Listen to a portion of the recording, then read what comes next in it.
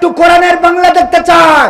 আমরা সোনার বাংলা দেখেছি, সোনালী বাংলা দেখেছি, রূপালী বাংলা দেখেছি, নতুন বাংলা দেখেছি, পলিথিন মুক্ত বাংলা দেখেছি, ডিজিটাল বাংলা দেখেছি, স্মার্ট বাংলা দেখেছি। কোন বাংলায় সুখ আসে নাই। সুতরাং আমাদের দাবি হলো আগামীর বাংলা হবে সব কিছুর দিন শেষ, আল কোরআনের বাংলাদেশ।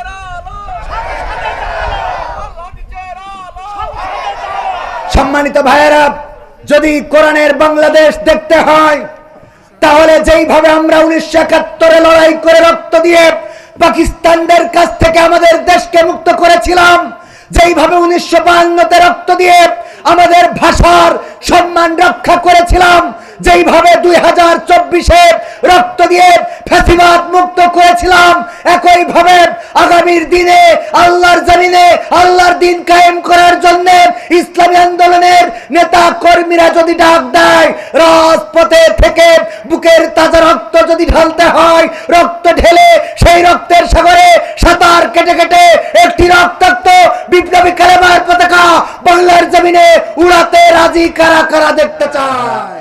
ইল্লাল্লাহ লা ইলাহা ইল্লাল্লাহ লা ইলাহা ইল্লাল্লাহ লা ইলাহা লা ইলাহা ইল্লাল্লাহু মুহাম্মাদুর রাসূলুল্লাহ সুবহানাল্লাহ ওয়ালহামদুলিল্লাহ লা ইলাহা সুবহানাল্লাহ ওয়ালহামদুলিল্লাহ লা ইলাহা ইল্লাল্লাহ আল্লাহু আকবার সুবহানাল্লাহ ওয়ালহামদুলিল্লাহ লা ইলাহা ইল্লাল্লাহু মুহাম্মাদুর রাসূলুল্লাহ সাল্লাল্লাহু।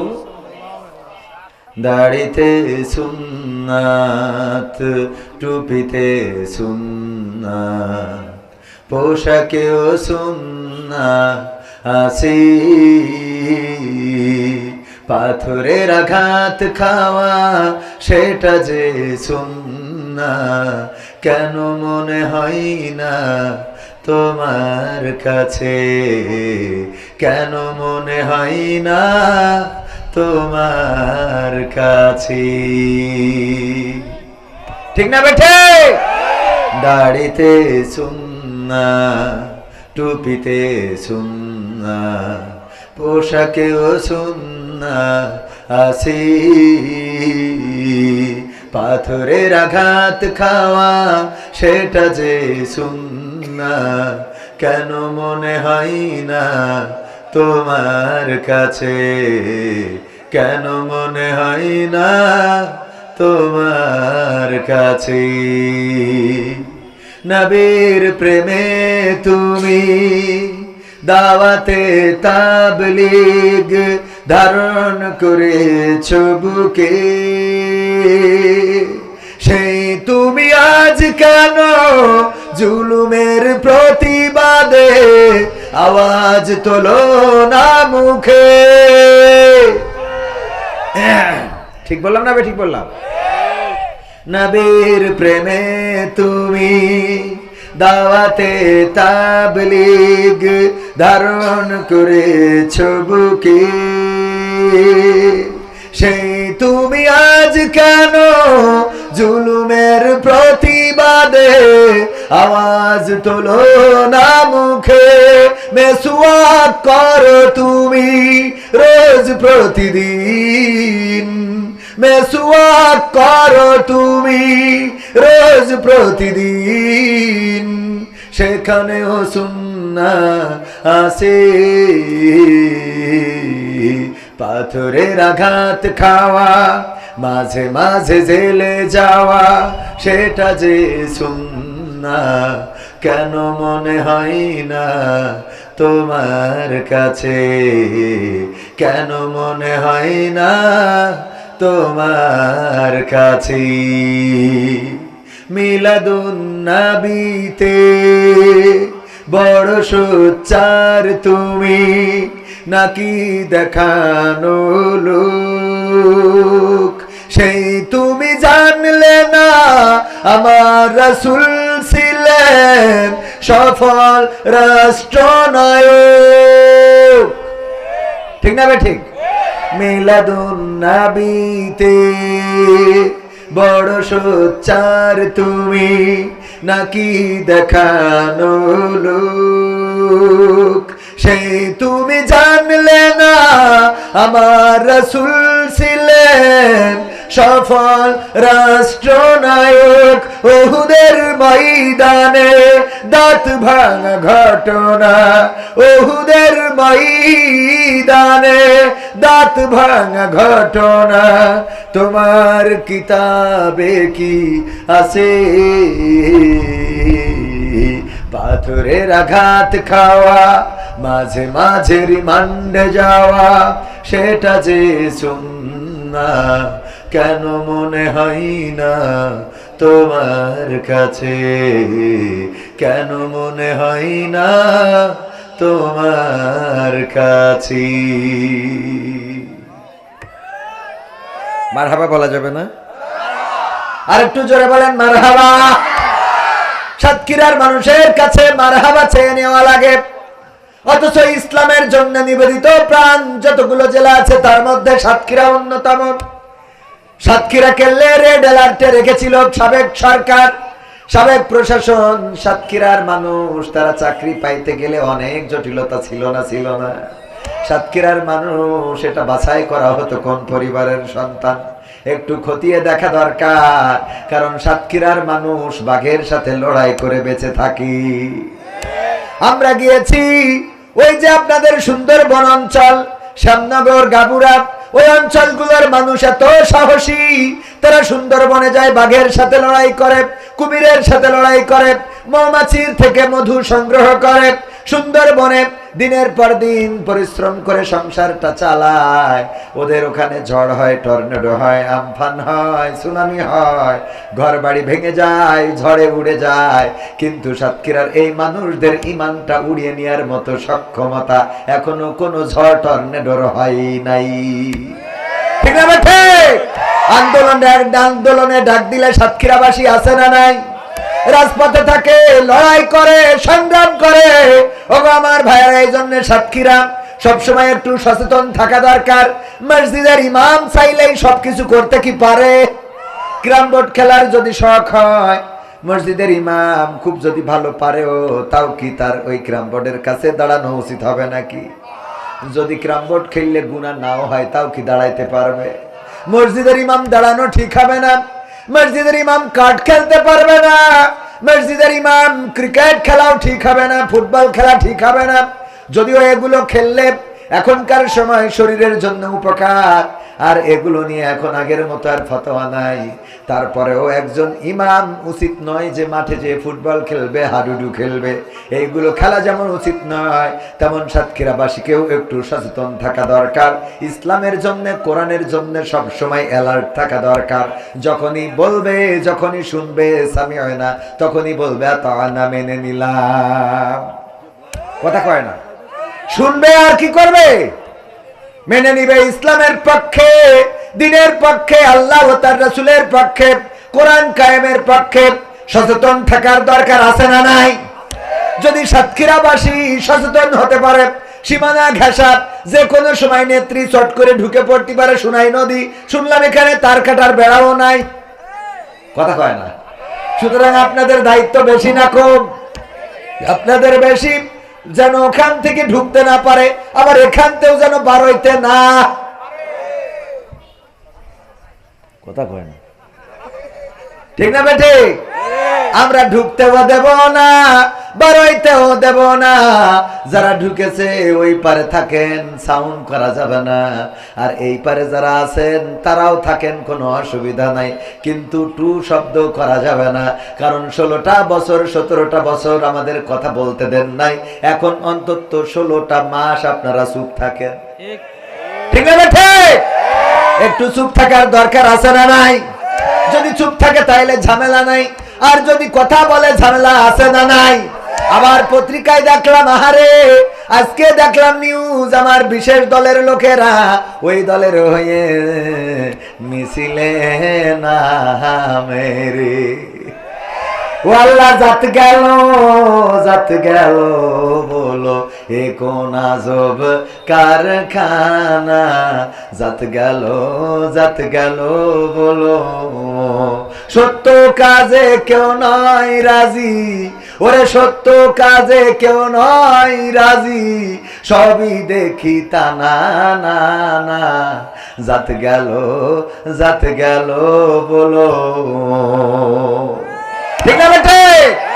এখন ছাত্র আন্দোলন, বৈষম্য বিরোধী আন্দোলন, জুলাইয়ের বিপ্লবটাকে অনেকেই তথাকথিত বলে থাকে। যারা তথাকথিত বলে 16টা বছর তাদেরকে কোন রাজপথে দেখা যায় নাই, বলেন ঠিক কিনা? 16টা বছর তারা সাঁতার টেনে দিয়ে চেয়ার নিয়ে বসে থাকতো আর জিকির করতো সুবহানাল্লাহ সুবহানাল্লাহ, কথা কয় না। এখন আবার কথা বলে তথাকথিত ছাত্র আন্দোলন যদিও ভুল স্বীকার করে ক্ষমা চেয়েছে, কিন্তু এমন ভুল হবে কেন? কথা কয় না, এমন ভুল হবে কেন?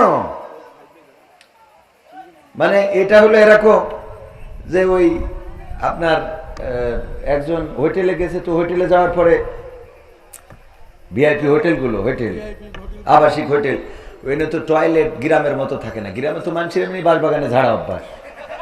তো এখন তারপরেও যায় একটু টয়লেটে যায় বদনা নিয়েতে কাম সাইতে, কিন্তু যেই হোটেলে যেই দেখে সে পায়খানা ঘর খুঁজে পাচ্ছে না।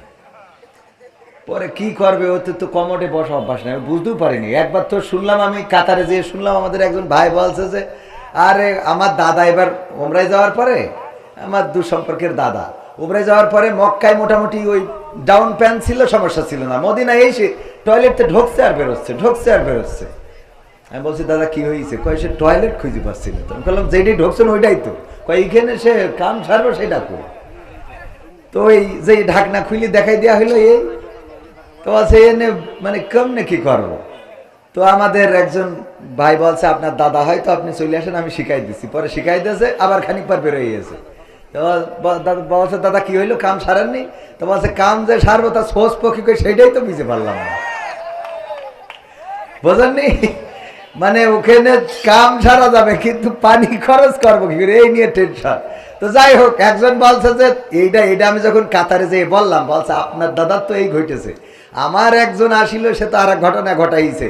ও করিস কি, সিঁড়ে ভিজাবে তো জায়গা খুঁজে না পেয়ে ওখানে যে পানি জমি রয়েছে ওর মধ্যে সিঁড়ে ভিজে এসে বলছে সিঁড়িতে গুলাইতে আসি, সহ্য না করে পারা যায়। তো যাই হোক, এখন ওই হোটেলে লাইন না পেয়ে পায়খানা করেছে মোজার মধ্যে করে, মোজাটা ঘিরে দিয়ে ওই যে ফ্যান, এক্সস্ট ফ্যান আছে, ওই ফাঁক দিয়ে ছেলে দিতে গেছে, ওখানে না বেঁধে ওই যে সিলিং ফ্যানে বেঁধে গেছে, বাদলি ওইটাই ঘুরে পুরো সারা ওয়াল ওই পায়খানার সেই গু লেগে গেছে। তো হোটেল কর্তৃপক্ষ এসে যখন ধরিয়েছে বলছে ভাই আমার ভুল হয়েছে, মাফ করে দেন। বলছে তোর মাফ করে দেবো, কোনো অসুবিধা নেই, কিন্তু আমার দুঃখ হইলো তুই এই সারা দেলে হাগলি কি করে সেইটা কর। তো বিষয় হলো যে তোদের এরাম ভুল হবে কেন, যে তথাকথিত ছাত্র আন্দোলন এই শব্দটা হবে কেন? কথা কয় না। এই ছাত্র আন্দোলন না হইলে খালেদা জিয়া মুক্তি পাইতো না, এই ছাত্র আন্দোলন না হইলে তারেক জিয়া কথা বলতে পারতো না, এই ছাত্র আন্দোলন না হইলে কোন অন্য দল রাজপথে দাঁড়ানোর কোন সক্ষমতা দেখাতে পারতো না, এই ছাত্র আন্দোলন না হইলে উচ্চ পদস্থ নেতা কর্মীরা আজকে স্বাধীনভাবে নির্বাচন দাও এই কথা বলার দুঃসাহস করতো না। সুতরাং ছাত্র আন্দোলনকে তথাকথিত বলা যাবে না, বরং এটা গণবিপ্লব। রক্ত দিয়েছে ছাত্ররা, হাজারেরও অধিক শহীদ হয়েছে, 20,000-এর অধিক আহত হয়েছে, হাত হারিয়েছে, পা হারিয়েছে, চোখ হারিয়েছে, কান হারিয়েছে। এই আন্দোলনকে যারা তথাকথিত বলে ওরা দাদাদের সুরে কথা বলে, দাদাদের প্রেসক্রিপশন নিয়ে চলে। সুতরাং দাদাদের সুরে যারা কথা বলবে তারা যেই দলের হোক না কেন বাংলার জমিনে তাদের রাজনীতি চলবে না। দাদাদের সুরে কথা বলবা, এই দেশে রাজনীতি চলবে।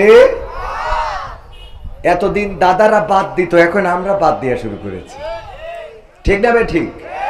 তার কাটার বেড়া আমরা লাগাবো। এই দেশ চলবে এই দেশের জনগণের ইচ্ছার উপরে নির্ভর করে। জনগণ যদি চায় ডক্টর ইউনূসকে ক্ষমতায় রাখবে, জনগণ যদি চায় বিএনপিকে ক্ষমতায় আনবে, জনগণ যদি চায় জামাতকে ক্ষমতায় আনবে, জনগণ যেটা সিদ্ধান্ত নেবে সেই জনগণের দেওয়া রায়েই এই দেশের সরকার প্রতিষ্ঠিত হবে। বলেন ঠিক কিনা?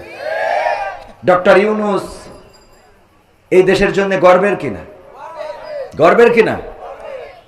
আমার তো মনে হয় এমন একটা দিন আসতে যাচ্ছে, আগে আমরা সরকার পতনের আন্দোলন করতাম, আর এখন যে আন্দোলন হবে সেটা বর্তমান সরকার রক্ষার আন্দোলন হবে।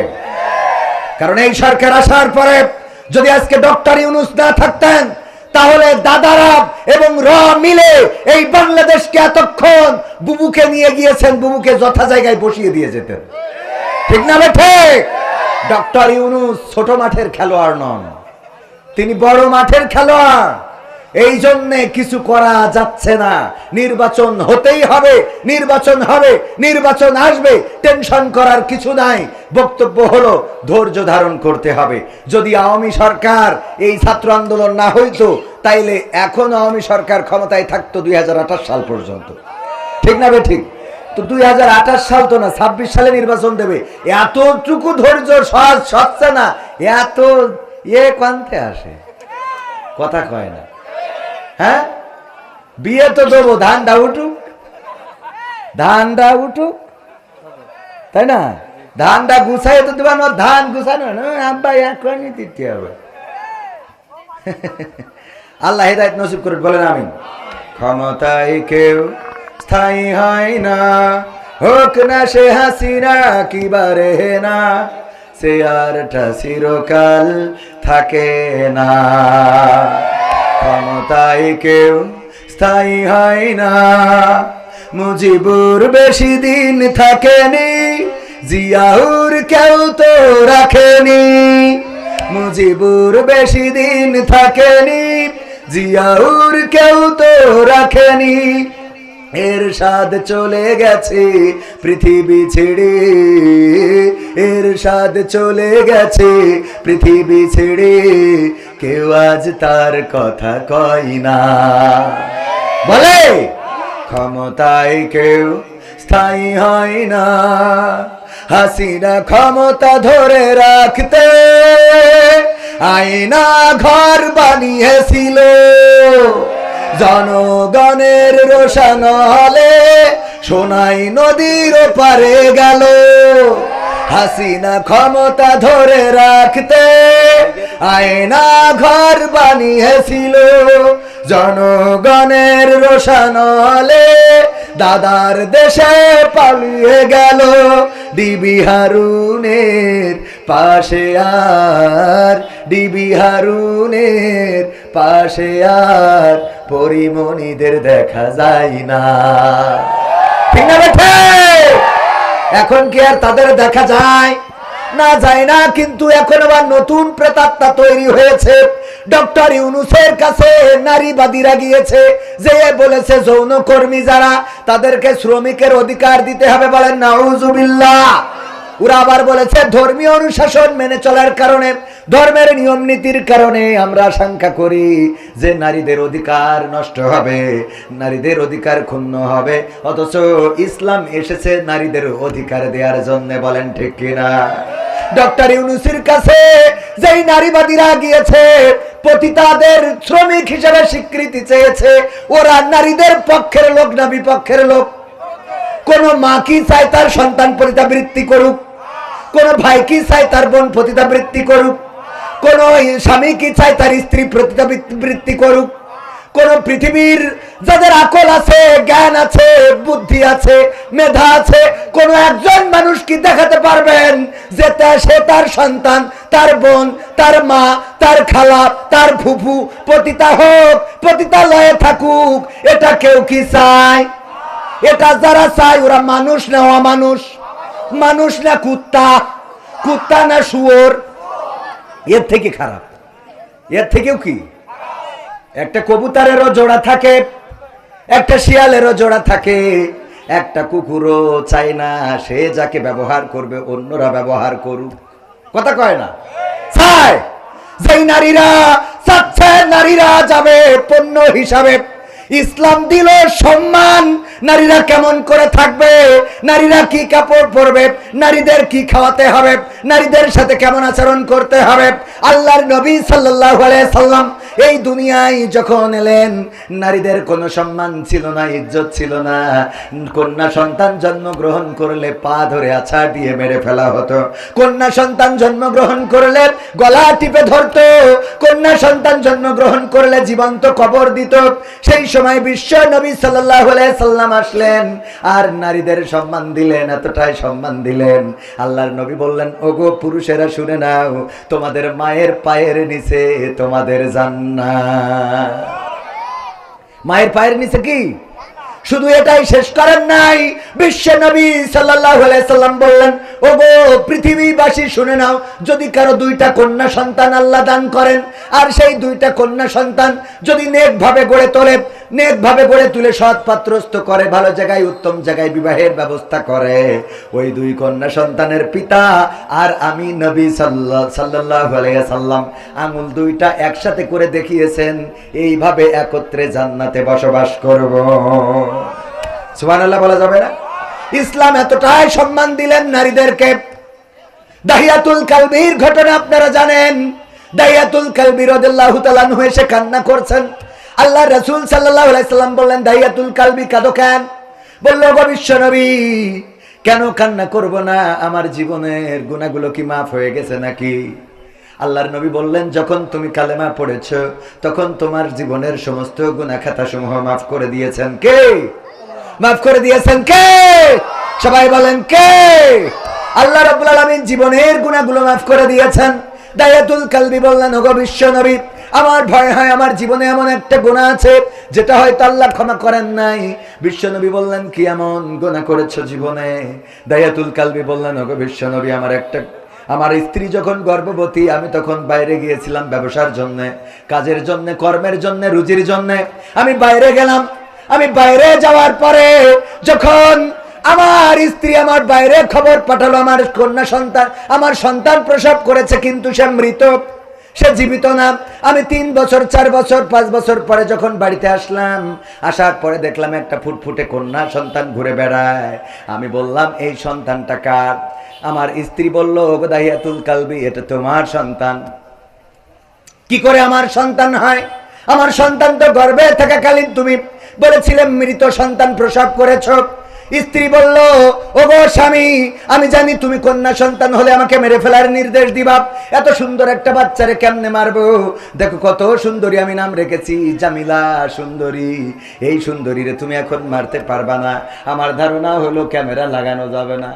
আমার অজনীতি হলে আমার অজের আগে শুরুতে আসতে হবে।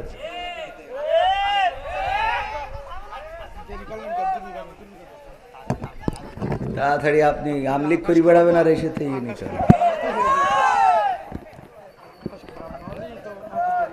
ওয়াজের মধ্যে এমনি লাইনে উঠে গেলে আবার বেলাইন হয়ে যায় না, এগুলো করতে। ছোট মানুষ এমনি থাক, অত মারতে হবে না, আবার আরো মানুষ খুলবে পরে, নেন, অসুবিধা নেই। ভাইদের কি করবো, মায়াও লাগে, রাগও হয়। আমার ইউটিউবার ভাইরা অনেকেই আছেন এখানে, যারা যে বক্তার আলোচনা নেবেন মাথায় রাখবেন উনি উঠার আগে আসবেন। এটা হলে আমি তো আর অত ভাইরাল কেউ না, আমারটা না নিলেও আপনাদের অসুবিধা না, ঠিক না?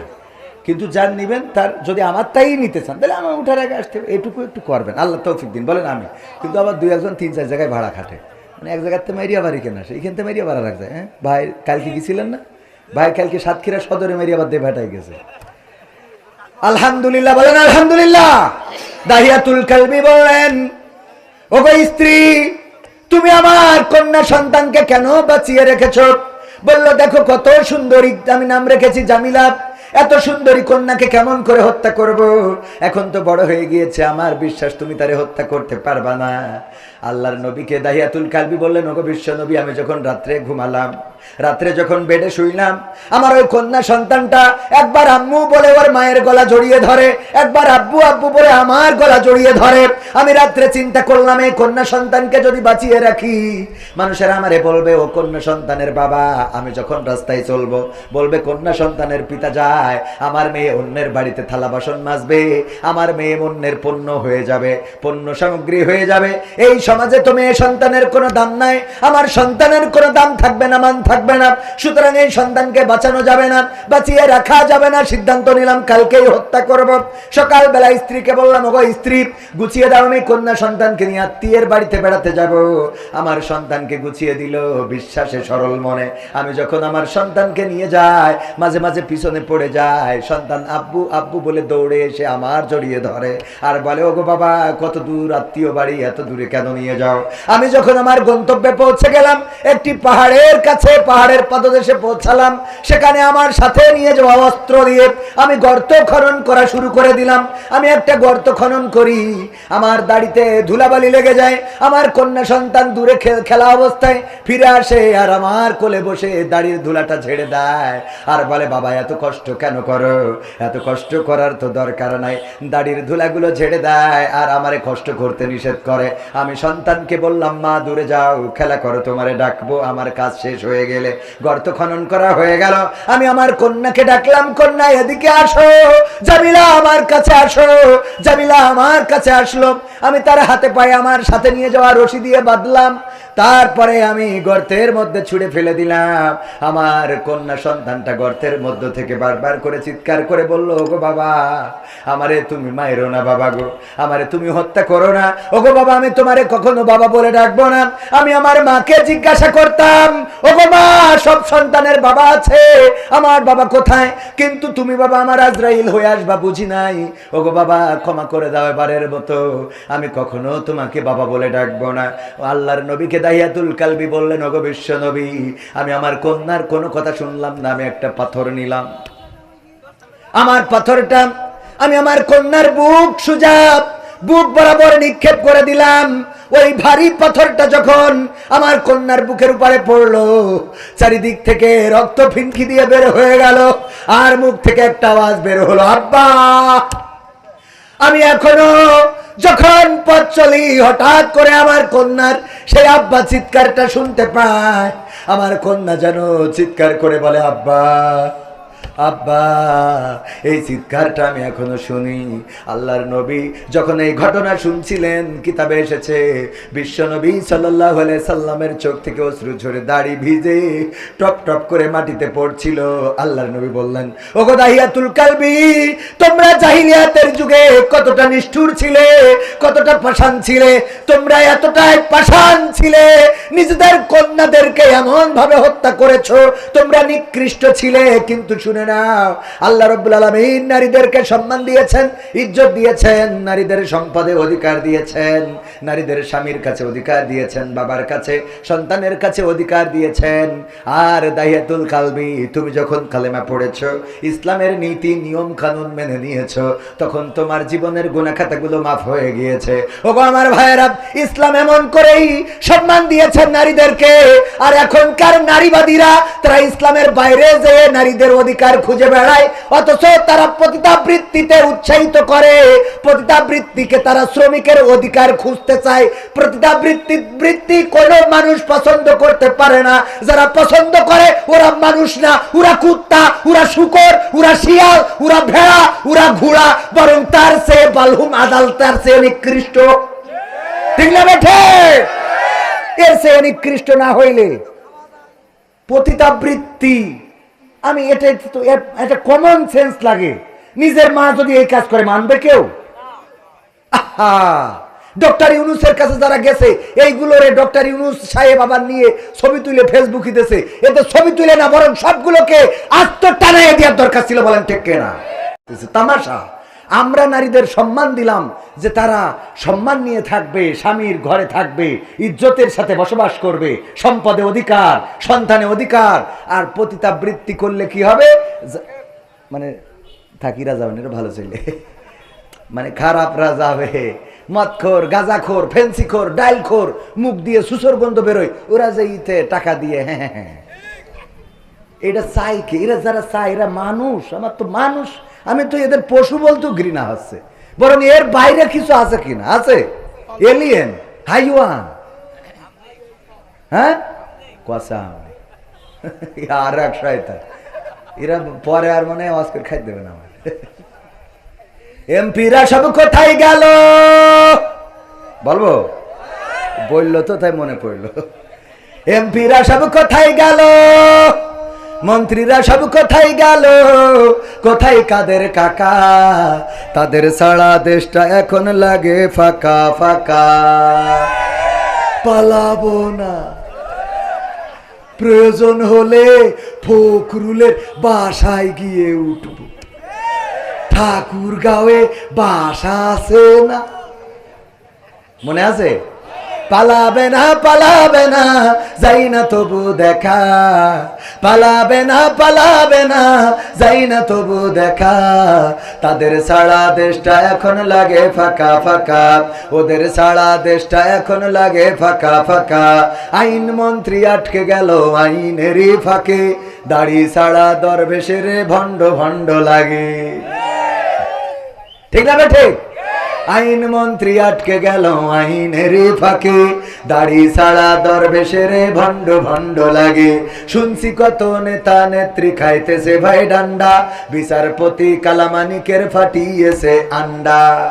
পলকের ঝলক গেল, পলকের ঝলক গেল থামিয়ে নেটের চাকা। তাদের ছাড়া দেশটা এখন লাগে ফাঁকা ফাঁকা, ওদের ছাড়া দেশটা এখন লাগে ফাঁকা ফাঁকা।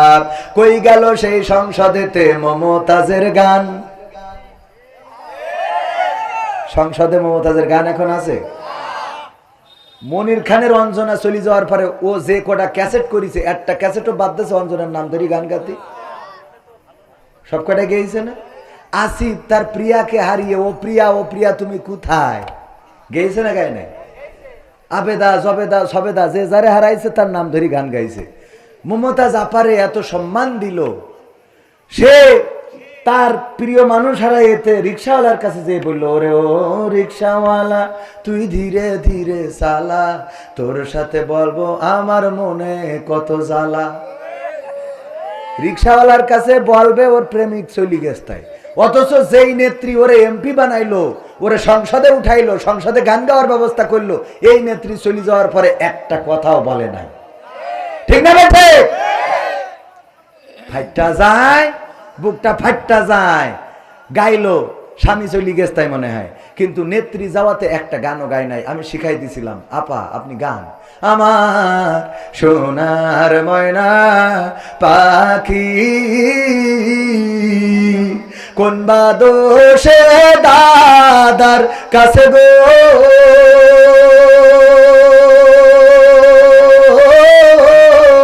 আমরা দেশে কেমনে থাকি রে আমার কলজের ময়না পাখি।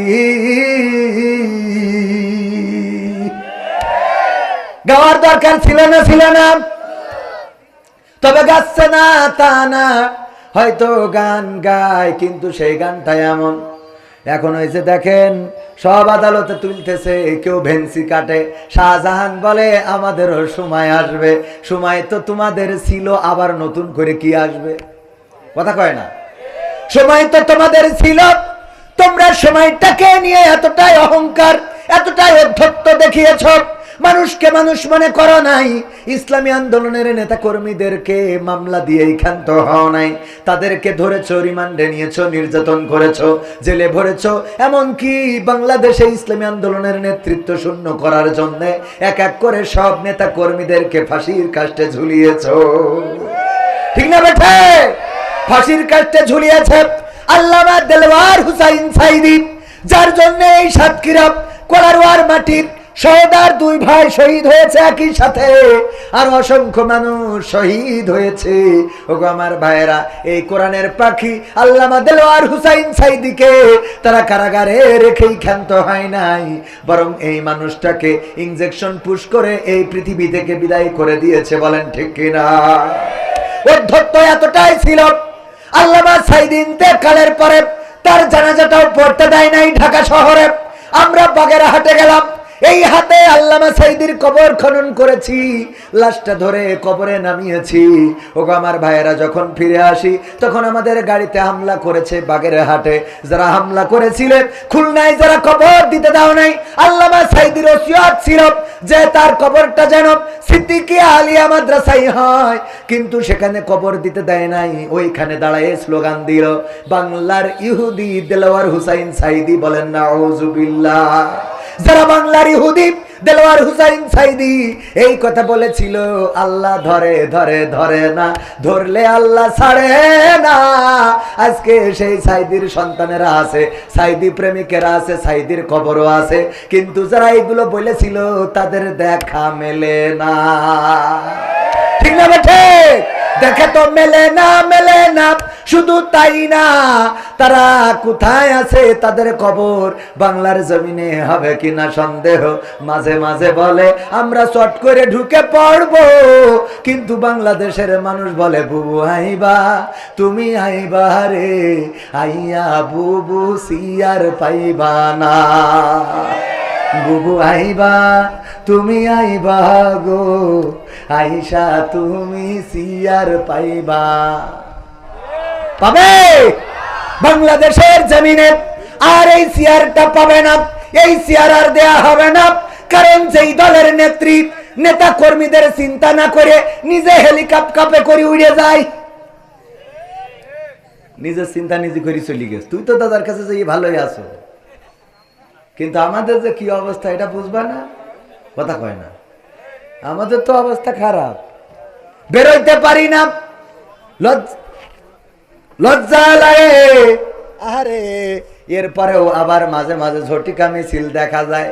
যারা ঝটিকা মিছিল করে ওদের যদি ন্যূনতম লজ্জা থাকতো তাইলে অন্তত রাস্তায় নামতো না, কথা কয় না। তুই যে চেয়ারম্যানের জন্য ছুটি বেড়াচ্ছিস, নারায়ে তাকবীর। বিশেষ অতিথির আগমন মাহফিলের পক্ষ থেকে। এরা ওয়াজ শুনে কি ঠান্ডাই গেলাম নাকি? আমি তো বাবু আকর্ষণ, এই জন্য ওয়াজও মানে কোন দিকে যাবো লাইন খুঁজে পাচ্ছি না। একবার মনে করছি ওয়াজ শুনে, একবার মনে করছি গান শুনে। আকর্ষণ কিশোর, কিশোর কথা কয় না, কিশোর। আচ্ছা, হাত তুলে মা বোনেরও আছে, একটু গান শুনতে হবে না? সব শোনাবো টাইমের মধ্যে ইনশাল্লাহ। রাজি আছেন শুনতে? থাকা যাবে? পরিবেশটা করে দিয়েছেন কে? আল্লাহ রাব্বুল আলামিন সুন্দর একটা পরিবেশ করে দিয়েছেন। যেই সময় ঝড় হওয়ার কথা, বৃষ্টি হওয়ার কথা, সেই সময় আল্লাহ রাব্বুল আলামিন এত সুন্দর পরিবেশ করে দিয়েছেন। এইখানে যারা এসেছেন, যারা বসেছেন, যারা বাইরে আছেন, দাঁড়িয়ে আছেন, আল্লাহ কবুল করেছে আপনাদেরকে। আর যাদের কবুল করে নাই তারা এখানে আসতে পারে নাই। এখনো ওই ডান দিকে কিছু জায়গা আছে, যদি এই কোরআনের মাহফিলে এসে বসতে পারেন, আল্লাহ রাব্বুল আলামিন এই মাহফিল আপনার নাজাতের ওসিলা করে দিতে পারে। বলেন সুবহানাল্লাহ। আল্লাহ বলেছেন ওয়াইযা কুরিয়াল কুরআনু ফাসতামিউ লাহু ওয়া আনসিতু লাআল্লাকুম তুরহামুন।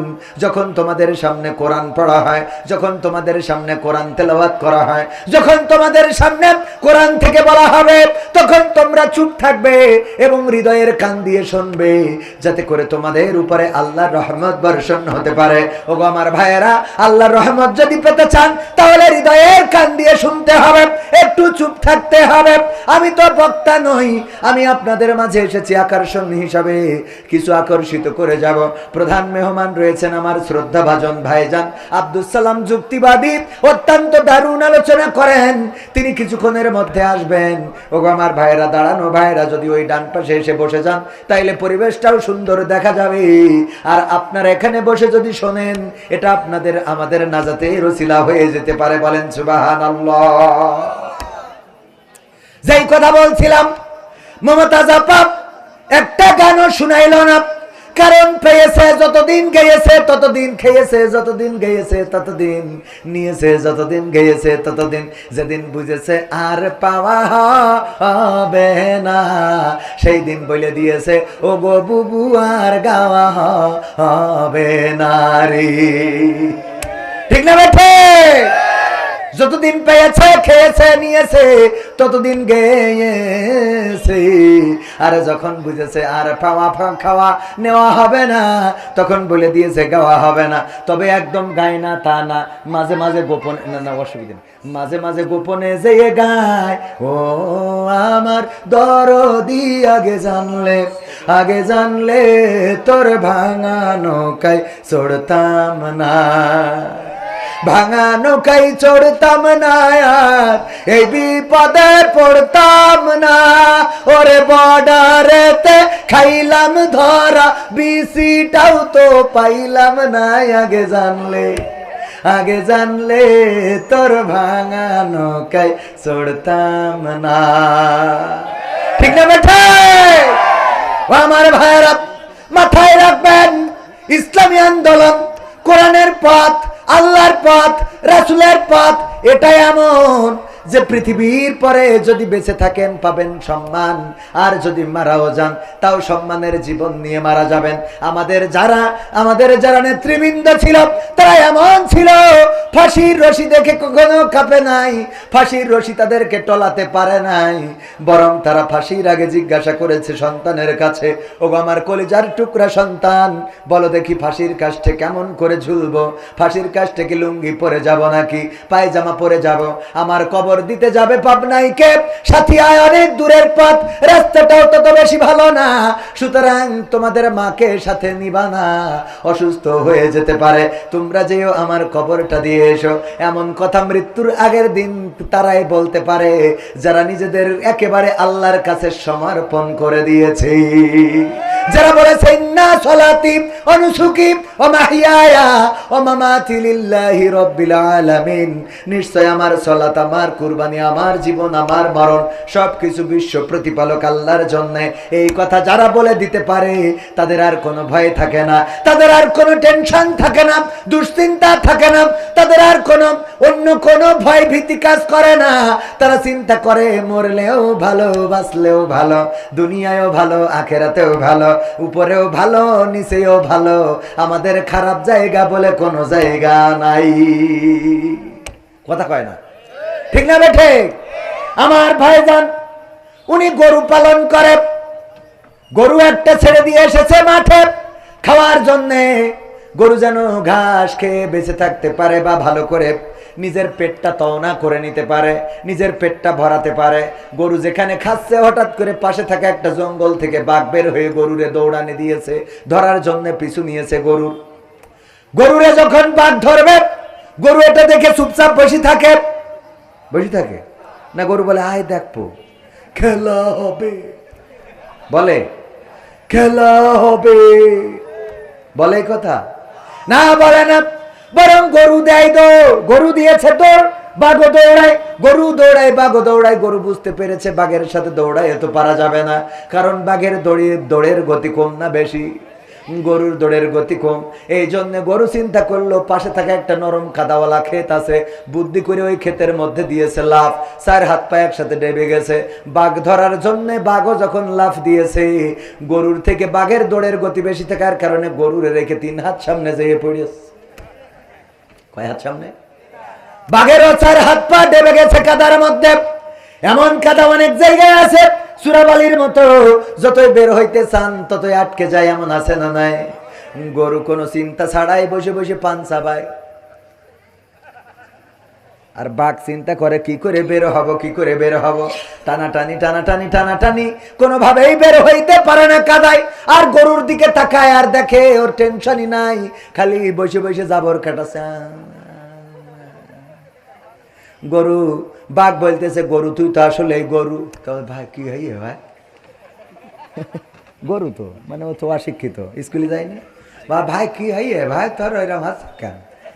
আরে গরু কি হয়েছে মানে, কাজটা কি করলি? কয় কি করলাম? এখনো কয় কি করলাম? আরে গরু আমি যদি তোরে ধরতাম, আমি খাইতাম, আমি বাঁচতাম, তুই মারা যাতিস, অন্তত একজন তো বেঁচে থাকতাম। আবার তুই যদি দৌড়াইয়ে পালাই যাতি পারতিস, তাইলে তুইও বেঁচে যাতিস, আমিও বেঁচে যেতাম। কিন্তু এমন একটা আকাম করেছো কাদার মধ্যে লাফ দিয়ে, এখন এই 4 হাত পা কোনোভাবে বের করতে পারি না, ছাড়াইতে পারি না। এখন তুমিও মরবা, আমিও মরব। কয়টা অসুবিধা কি ভাই? এই জন্যই তোরে লোক বলত বলে। এই গরু অসুবিধার কথা বাদ দে, আমার কথা হলো যেই সময় আমরা আর বেরোইতে পারবো না, আমি টেনশন করতেছি কি করে বের হওয়া যায়। আর সেই সময় তুই জাবর কাটাচ্ছিস কোন আন্দাজে? এইটা কো তোর জাবর কাটাই না আসে কেমনে? গরু বলতেছে, ও গো বাঘ ভাই, তোমারে আমি একটু ওয়াজ শোনাবো, কান খুলে শোনো। কি ওয়াজ? ইন্না সালাতি ওয়া নুসুকি ওয়া মাহইয়ায়া ওয়া মামাতি লিল্লাহি রাব্বিল আলামিন। আল্লাহু আকবার। গরু বলছে, ও গো ভাই, তুমি বনে থাকো, তোমার কোনো মালিক নাই, তোমার কোনো অভিভাবক নাই, তোমার কোনো গার্জিয়ান নাই, তোমার কোনো গার্ডিয়ান নাই। কিন্তু আমি গ্রামে থাকি, শহরে থাকি, আমার একজন অভিভাবক আছে, এই যে হুজুর মাওলানা সাহেব, উনি আমার অভিভাবক। উনি ওয়াজের স্টেজে বসে আছে, যখন মাহফিল শেষ হয়ে যাবে বাড়িতে এসে গোয়াল ঘরে লাইট মারবে, মারার পরে যখন দেখবে আমি নাই, তখন আমার খোঁজার জন্য মাঠে চলে আসবে। এসে মাঠে খুঁজতে খুঁজতে খুঁজতে খুঁজতে যখন আমারেও পাবে, তোমারেও পাবে, তখন আমার মালিক আমারে বের করে নিয়ে যাবে, আর তোমার এইখানে বাড়িয়ে কাদার মধ্যে কবর দিয়ে তারপরে বাড়ি যাবে। বলে এরম করবে কেন? কই সেইটাই তো শুনালাম, ইন্না সালাতি ওয়া নুসুকি ওয়া মাহইয়ায়া ওয়া মামাতি লিল্লাহি রাব্বিল আলামিন। কারণ হলো আমি আমার মালিকের কাছে বলে দিছি, আমার নাঙল টানা, আমার জল টানা, আমার গাড়ি টানা, আমার বাসুই দিয়া, আমার ধান তুলা, আমার দুধ দিয়া, আমার বাছুর দিয়া, সব তোমার জন্য। এই কথা যেদিন থেকে মালিকের বলে দিছি, ওই দিন থেকে মালিক আমার খোল দিয়ে সানি মাখাইয়ে খাওয়ায়, আমার জন্য সবুজ কচি ঘাস কেটে এনে খাওয়ায়, আমার জন্য সে টেনশন করে, আমার ঘরে তালা মেরে রাখে, আমার রাত্রি আবার লাইট মেরে দেখে, মশা লাগলে আবার কয়েল ধরাই দেয়, আবার মাঝে মাঝে ধুমা করিতে মশাগুলো তাড়াই দেয়। এমনি ভাবে আমার অসুখ হইলে ডাক্তার ডেকে নিয়ে আসে। আমার প্রসব যন্ত্রণা যখন শুরু হয়ে যায়, তখন লোকজন এনে বলে, শিগগিরই এসো, আমাদের নেদা হবে রে। আমার মালিক, আমি তার কাছে নিবেদিত, আমি তার কাছে সমর্পণ করে দিছি। এই জন্য আমার মালিক আমাকে খুঁজতে আসবে, আমাকে খুঁজে যখন পাবে তখন আমারে উদ্ধার করবে আর তোমারে কবর দিবে। এইটাই হলো আত্মসমর্পণ করা। ওগো আমার বাঘ ভাই, বলো এইবার আমি জাবর কাটাবো না তুমি কাটাবা? কথা কি বোঝা গেছে? এখন বলো, জাবর আমি কাটাবো না তুমি কাটাবা? বুঝে নেন ভাইরা আমার, যারা আল্লাহর কাছে নিজেদের মাথাকে নত করে দেয়, বলেন না সলাতি ওয়া নুসুকি ওয়া মাহইয়ায়া ওয়া মামাতি লিল্লাহি রাব্বিল আলামিন। নিশ্চয় আমার সলাত, আমার কুরবানি, আমার হায়াত, আমার মাউত বিশ্ব প্রতিপালক আল্লাহর জন্য। ওরা যখন ফাঁসির কাষ্টে যায় তখনও জাবর কাটায়, আবার যখন মন্ত্রিত্বের চেয়ার পায় তখনও জাবর কাটায়। কথা কয় না? কারণ কি? কারণ হলো তারা জানে আমাদের মালিক আছে। মালিককে আমরা আল্লাহর কাছে বলে দিয়েছি, সব তোমার জন্য, জীবন মরণ সব তোমার জন্য, ওগো রব তোমার জন্য নিবেদিত করে দিয়েছি। সুতরাং আমাদের হাতে হ্যান্ডকাপ লাগাইলেও আমাদের মুখের হাসি কেড়ে নিতে পারে না, আমাদের রিমান্ডে নিলেও মুখের হাসি কাটতে পারে না, আমাদের যাবজ্জীবন জেলে দিয়েও আমাদের মনোবল ভাঙতে পারে না, আমাদেরকে ফাঁসির কাষ্টে ঝুলাইলেও আমাদের মনোবল ভাঙতে পারে না। কারণ আমরা তো এই পৃথিবীতে জন্ম নিয়েছি শহীদ হয়ে, শহীদি মৃত্যু আকাঙ্ক্ষা করি এই পৃথিবীর পরে চলি। আমরা জন্ম নিয়েছি মৃত্যু দিয়েই, সেটা আল্লাহর কাছে আমাদের জীবনটা সমর্পণ করে দিয়ে প্রমাণ করে দেব, ওগো রব আমাদের সবকিছু তোমার জন্যই নিবেদিত। ঠিক না বেঠে? তাইলে আল্লাহর জন্য যদি নিবেদিত হন, আর চিন্তার কি কোনো কারণ আছে? আছে। সে আল্লাহর জন্য সমর্পণ করার দরকার আছে না নাই? আমার নেত্রীরা, আমার মন্ত্রীরা, আমার ওবায়দুল কাদের হাফিজাহুল্লাহ, আমার শামীম ওসমান রাহিমাহুল্লাহ, আল্লাহর ওলিরা তারা নিজেদেরকে সমর্পণ আল্লাহর কাছে করে নাই, তারা সমর্পণ করেছিল বাতিলের কাছে, সমর্পণ করেছিল দাদাদের কাছে।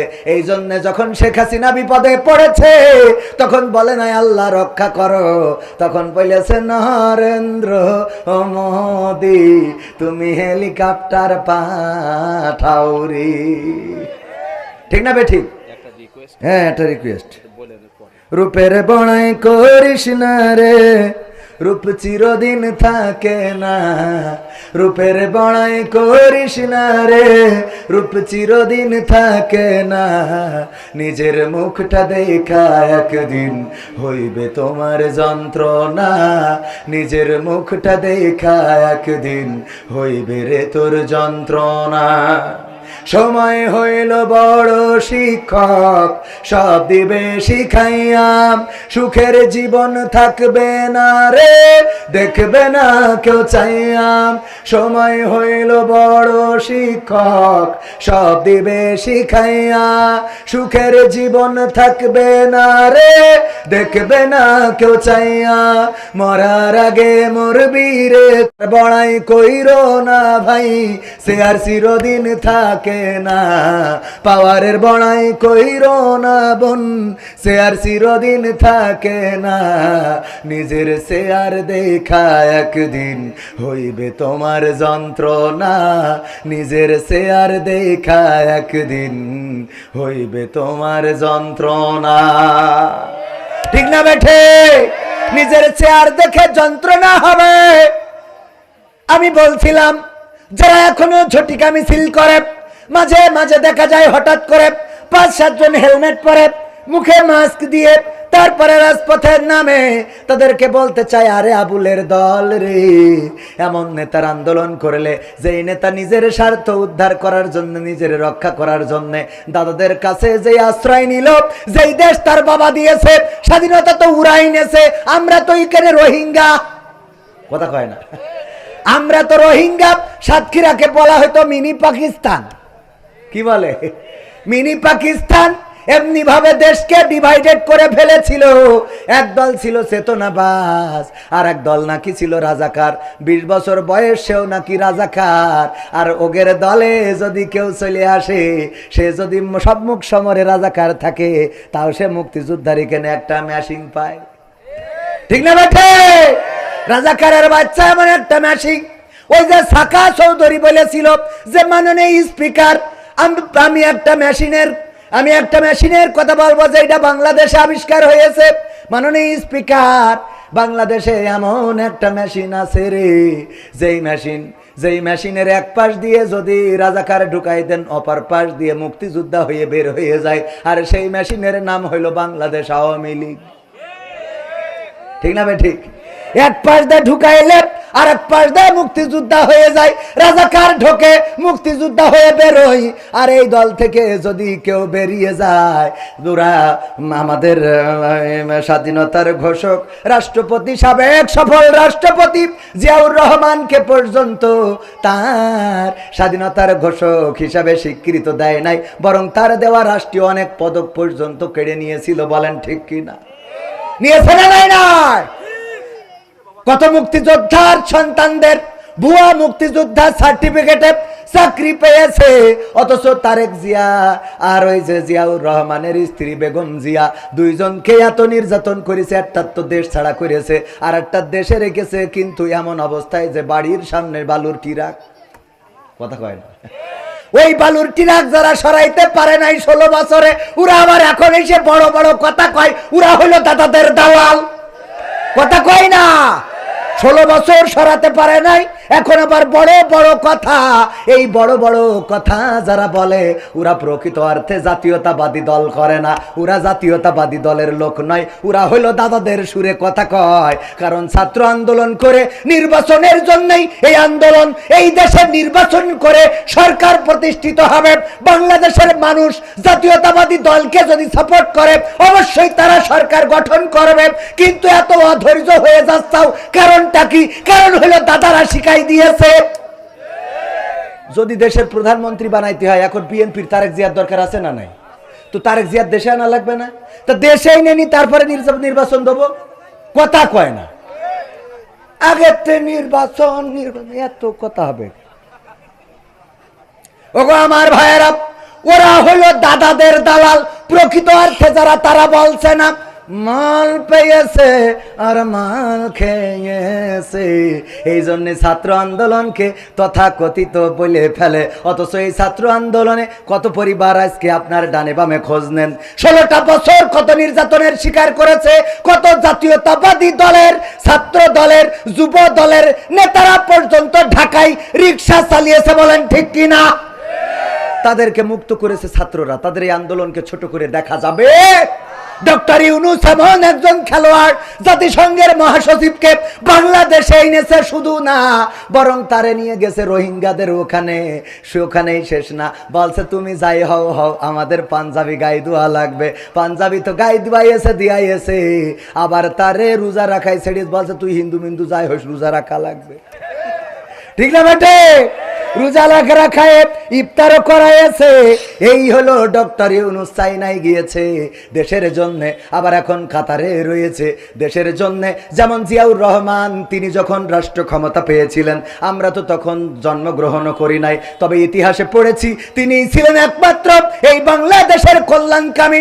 মালয়েশিয়ার প্রেসিডেন্ট মাহাথির মোহাম্মদ, মালয়েশিয়ার সাবেক প্রধানমন্ত্রী, দাবি জানিয়েছিলেন, ওগো জিয়াউর রহমান, বাংলাদেশ থেকে কিছু লোক আমাদেরকে দাও, আমরা নাগরিকত্ব দেব, মালয়েশিয়ার নাগরিকত্ব দিয়ে আমরা এই দেশে রাখবো।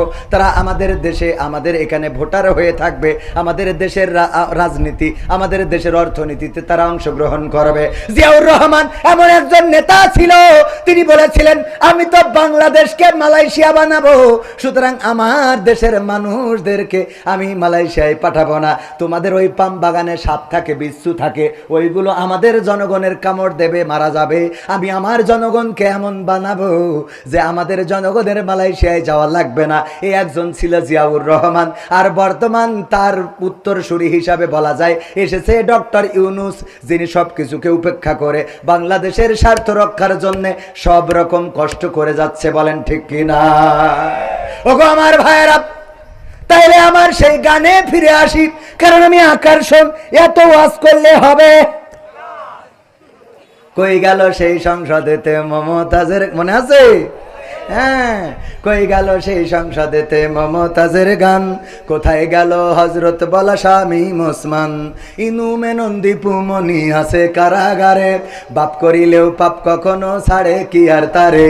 কোথায় গেল স্পিকারের, কোথায় গেল স্পিকারের দৃষ্টি আঁকা বাঁকা, তাদের ছাড়া দেশটা এখন লাগে ফাঁকা। কই গেল সেই আরাফাত আর ব্যারিস্টার সুমন, কথা বলার সময় তারা করেনি ওজন, মুরগি কবির খাইছে ধরা, জাফর কোথায় আছে, গোপনে কি সেও গেল মোদি দাদুর কাছে।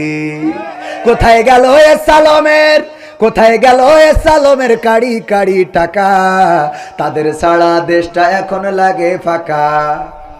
লাগে না, লাগে না, কেন ফাঁকা ফাঁকা লাগে?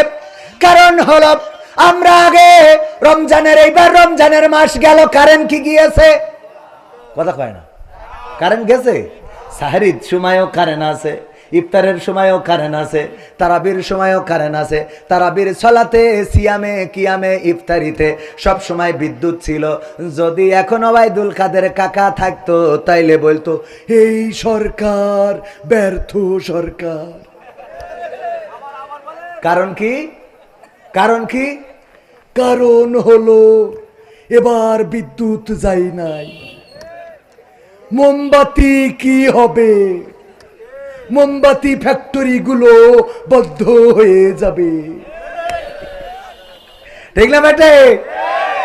আমার কাকা থাকলে আরো বলতো, অনেকেই ভাবে শেখ হাসিনা পালিয়ে গিয়েছে, শেখ হাসিনা পালাই না, শেখ হাসিনা হিজরত করেছে। কি রত করেছে?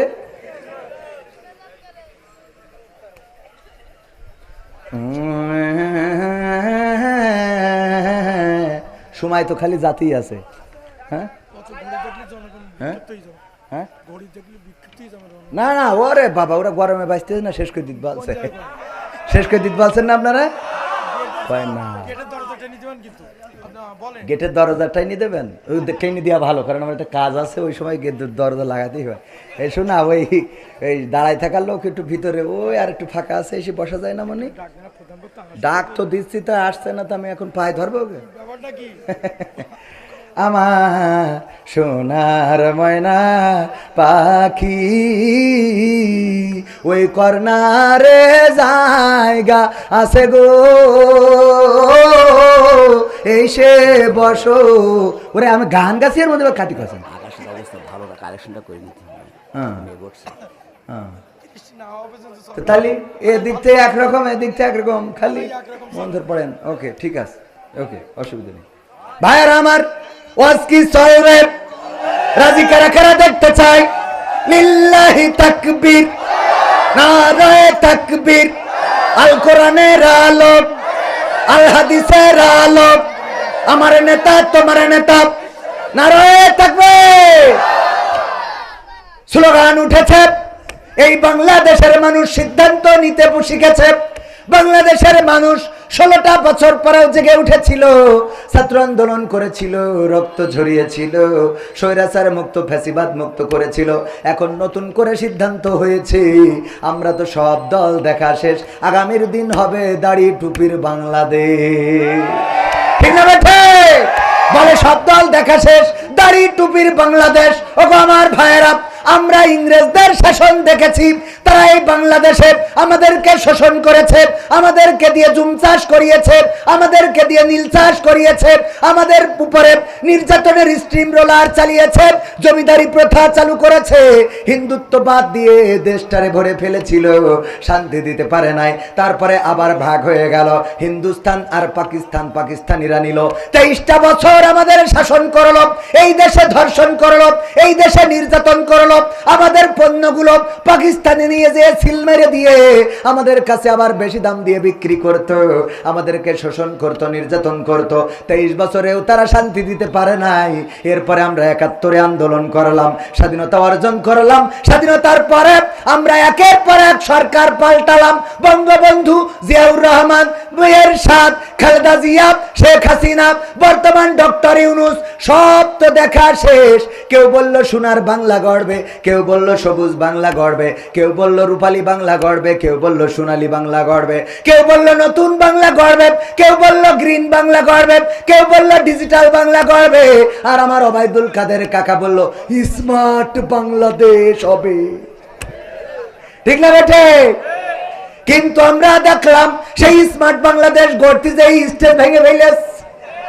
আমরা সোনার বাংলায় শান্তি পাই নাই, সবুজ বাংলায় পাই নাই, আমরা গ্রিন বাংলায় পাই নাই, নীল বাংলায় পাই নাই, নতুন বাংলায় পাই নাই, পুরাতন বাংলায় পাই নাই, আমরা ডিজিটাল বাংলায় পাই নাই, স্মার্ট বাংলায় পাই নাই। আমরা একটু এই বাংলার জমিনে কোরআনের বাংলা দেখতে চাই। ঠিক না বেঠে? আমরা এবার একটু কোরআনের বাংলা দেখতে চাই। আমরা সোনার বাংলা দেখেছি, সোনালী বাংলা দেখেছি, রূপালী বাংলা দেখেছি, নতুন বাংলা দেখেছি, পলিথিন মুক্ত বাংলা দেখেছি, ডিজিটাল বাংলা দেখেছি, স্মার্ট বাংলা দেখেছি। কোন বাংলায় সুখ আসে নাই। সুতরাং আমাদের দাবি হলো আগামীর বাংলা হবে সব কিছুর দিন শেষ, আল কোরআনের বাংলাদেশ।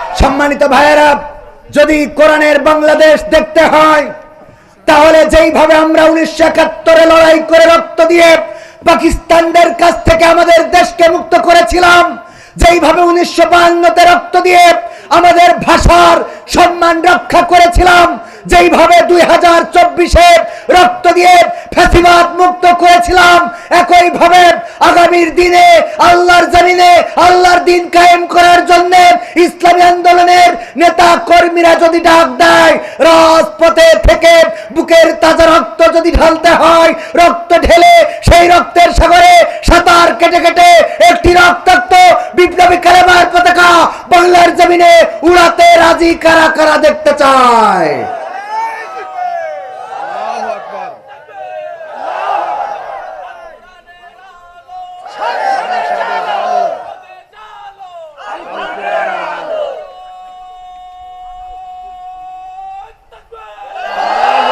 সত্যি কি দেখতে চান? দেখতে চান? হাত আরো একটু টানটেনি করেন দেখি, আরো জোরে। কাকে দেখাচ্ছেন? আল্লাহকে। আমরা দিনের জন্য রক্ত দিতে রাজি আছি না নাই? জীবন দিতে রাজি আছি না নাই? টাকা লাগলে দিতে রাজি নাই, বলেন ঠিক কিনা? হ্যাঁ, টাকা লাগলেও দেবেন? দেবেন। এই হাত নামাচ্ছেন কেন? টানটেনি করেন, এই মুঠা করেন, মুঠা করেন, ছাড়েন, মুঠ করেন, ছাড়েন, সুন্দর দেখা যাচ্ছে। মুঠ করেন, ছাড়েন, বাম হাতটা নামান, খালি ডাইন হাতটা রাখেন, উঁচু করেন, উঁচু করেন, উঁচু, আরো টান টেনে, হ্যাঁ, মুঠ করেন, মুঠ করেন, করেন, মুঠ করে এইবার নিজের পকেটে টাকা না থাকলে পাশেরটাই ঢুকান। শিগগিরই যান ভিতরে, রাস্তায়, বাইরে যা আছে আগে নগদটা নেন, তারপর বাকির হিসেবে পরে হবে। আর আগে এটা তুলে নিন, ও কারণ ও ফাঁকি দিবে না, অনেকে উঠে দেখতে। আমিও বুদ্ধি শিখে গেছি, আগে এইটা নেবো তারপরে পরেরটা পরে। প্যাকেট শিগগিরই আগে। আমিও তো কিছু দেবো, আমি আমি আমার আমার হাতের মুঠোর মধ্যে, হ্যাঁ, 500 টাকা না দিলে তো হবে না। আমার সে আরিফ সাহেব, বাবারে আমিও না দিয়ে, আপনারা মনে করেন না যে হুজুর হ্যাঁ না দিয়ে আমি ই করছি না যে আপনাদের কাছ থেকে বাদ হুজুর আগে নিজে দিয়ে নেবে। ইমাম সাহেব হুজুর হজে যাচ্ছেন, এদিক তাকান ভাই, দিকে তাকান। হ্যাঁ, ইমাম সাহেব হুজুর হজে যাচ্ছেন, এই যে মসজিদে সভা। মাশাআল্লাহ, মাশাআল্লাহ। ওই আমরা এই যে টাকা তো বইতে হজে যাবে না না, ও ওলোকে বিনা বেতনে। ও তাই কোন ওলোকের গাড়ির টাকা না, আমি কিছু 1000 টাকা দিতে। আমি ব্যক্তিগতভাবে 500 টাকা দিলাম আল্লাহর ঘরের জন্য। আল্লাহ দানকে কবুল করো। কিডা?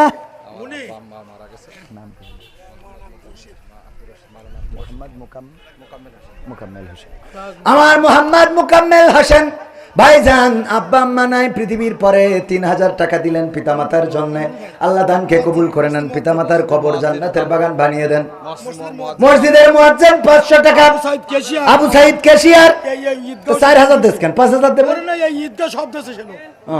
আচ্ছা তাহলে অসুবিধা, 4000 টাকা আল্লাহ দানকে কবুল করো।